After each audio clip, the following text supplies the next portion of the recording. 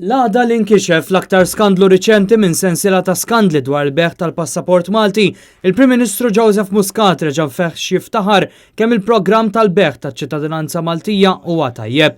Kien id-deputat tal-Oppożizzjoni Kerol Akkolina lil ħamis fil-Parlament żvela kif Anatoli Khurjin li twilet ir-Russja u għandu ċittadinanza Iżraeljana u ċittadinanza Maltija mixtrija fl-2015 għamel dikjarazzjoni falsa biex ħadd dritt tal-vot fl-elezzjoni ġenerali li għaddiet. Khurjin li qed jaffaċċja akkużi serji ta' frodi fl-Istati Uniti u f'Iżrael u għal 5 wieħed fi ftit xhur li qed jaffaċċja akkużi kriminali minn fost dawk li saru Maltin billi ħallsu għal passaport. Iżda l-Prim Ministru quddiem esperti fin-negozju u investituri barranin ftaħar kemm l-iskema tal-beħ tal-passaporti hija tajba u nħeba wara t-terminu IIP biex ma jużax il-kelma beħ. Do you genuinely think that we brought the best talent to our islands? I do.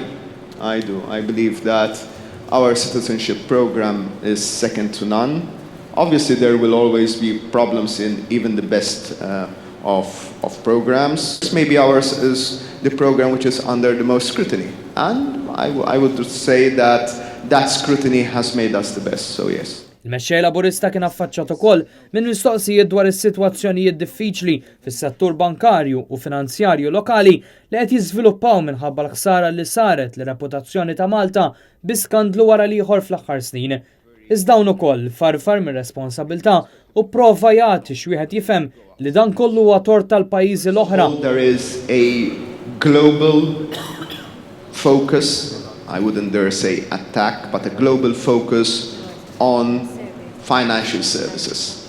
And if you look at the public opinion and the media of each and every financial service jurisdiction in Europe and beyond, it is under very, very close scrutiny. Dan minkejja li l-fatti juru mod ieħor, jekk wieħed ħares biss lejn il-każ tal-Bank Pilatus li ħambar wiċċ Malta madwar id-dinja, dan il-bank kien fetaħ fi żmien Gvern Laburista. Biċ-ċermen tiegħu eventwalment jiġi arrestat fl-Istati Uniti b'diversi akkużi serji. Hawn il-Gvern ma kellux ċans l-oħra ħlif li jirrevokalu l-liċenzja iżda l-ħsara kienet diġà saret.